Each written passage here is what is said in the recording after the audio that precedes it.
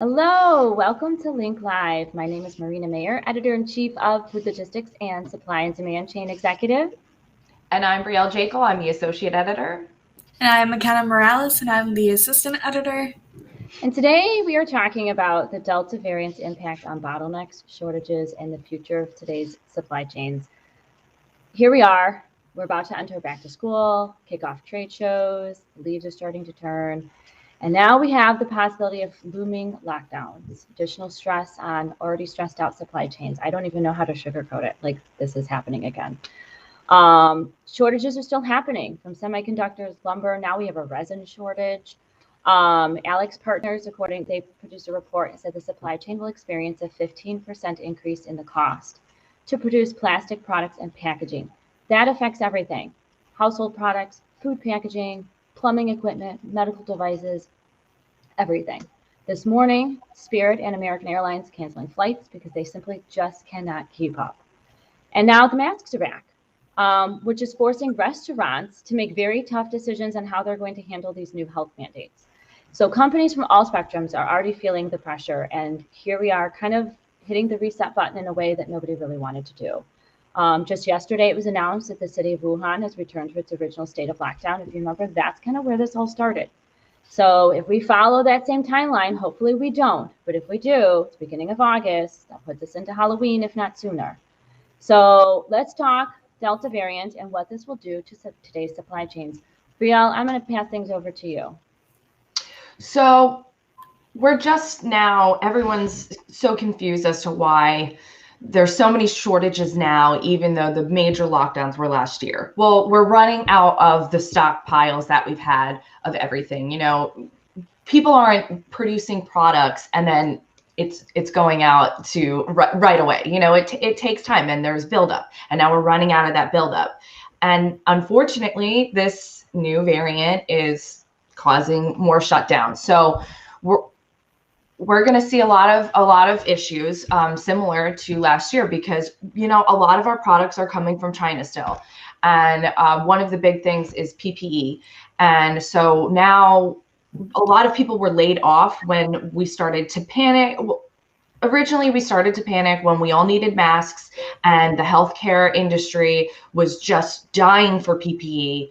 And so we ramped it up and we tried to bring PPE manufacturing into the States. But since then, now that there are vaccines, people aren't wearing masks as much. So the demand for them is not as bad. Well, so now people in the US were laid off because of this. But now we're ramping back up and we need the PPE again. So it's all over the place. And a huge thing is that I know one expert in a New York Times article said the fact that we're not having PPE manufactured in the United States long term is insane and is really detrimental.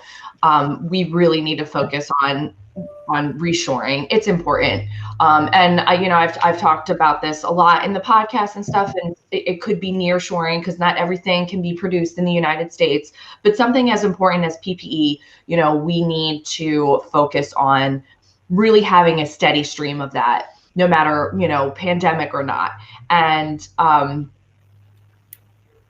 there was one more thing, but I forgot. My thought process are contagious. Yep.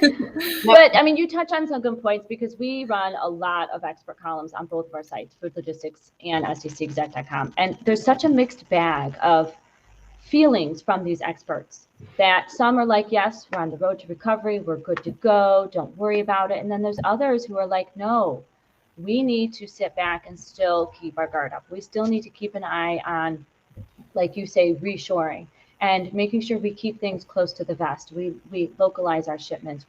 We work on the last mile. We improve kind of how we move product through the supply chain, because I feel like, you know, we've kind of let the guard up a little bit and just kind of, you know, relaxed a little bit. And now things are starting to come back and we don't know how it's going to hit. And I think that part, I think, is scary, because we've all kind of been through this before. So we know what it's like. Mm-hmm. And now we got to possibly do it all over again. I don't know. McKenna, thoughts from your side of the fence? So I've had a rough week because of the Delta variant. And it is the most contagious variant and can easily spread whether you are vaccinated or not. And that is common. And I don't want to fearmonger people because viruses constantly mutate and most changes aren't that concerning. But because people aren't vaccinated and it can be easily as transmissible from people that are vaccinated, it's scary. And there's already this huge labor shortage in the United States. And we keep on asking ourselves, how can we recruit? How can we retain new employees? And it's not that people don't want to work. It's that people are getting sick. People are dying still. And the Delta variant is only going to make it worse if we really think about it, because when people call out, that means there's less people on like the factory floor, or there's less drivers out there, and your goods are getting to you as fast as you want them to. So we remember how slow things were shipping out at the beginning of the pandemic. We talked about it a whole bunch at the beginning of the Link Live series, and as we all know, logistics constantly fails me. But it's going to be a regular occurrence now. Things are going to continue to be delayed.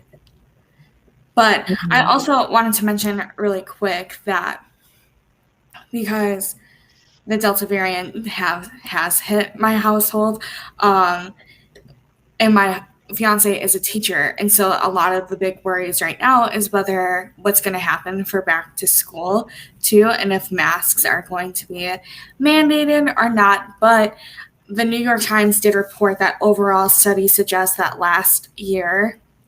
last school year, in-school transmissions were generally low when schools took basic precautions. So that is why just like the simplest things of just wearing a mask really help and protect you. And that's really all I have to say. Well, and to tie into that, there's a lot of companies that are mandating the vaccines, and look at New York, they're mandating it for restaurants and businesses. And if you think about it from a restaurant standpoint, food service standpoint, how will that in itself, regardless of what happens, how will that in itself impact how these companies do business? And what measures do they need to do to put into place to keep their operations running? We saw so many restaurants close last year. And I just would hate to see this, keep doing that. I know everybody's trying to be safe and protective, but I'm just very curious to see how this will all pan out. Mm-hmm. I don't know what it is, but it's I feel like some of the experts, that are on to, saying, hey, keep your guard up. Maybe they're onto something, because we've seen a lot of stuff rolling on our website of these experts saying, no, I don't see us really fully recovering until 2023. And that was a report I saw last year, and I was like, that's 3 years away. That's crazy. Mm-hmm. But here we are again. So just kind of curious for those who want to reach out. I know we've had some people since we've launched this topic on LinkedIn. Some people have reached out. They're going to produce some columns for us, so keep an eye out on foodlogistics.com and stcexec.com. Also on foodlogistics.com, make sure you submit your nominations for our Top Software and Technology Providers Award. This award is so important because these are the technologies that were put into place to keep the supply chains moving. So this award is so pivotal. So please make sure those nominations get in so that we can celebrate and honor the companies that are actually making things move through the supply chain from point A to point B. So make sure you get those in.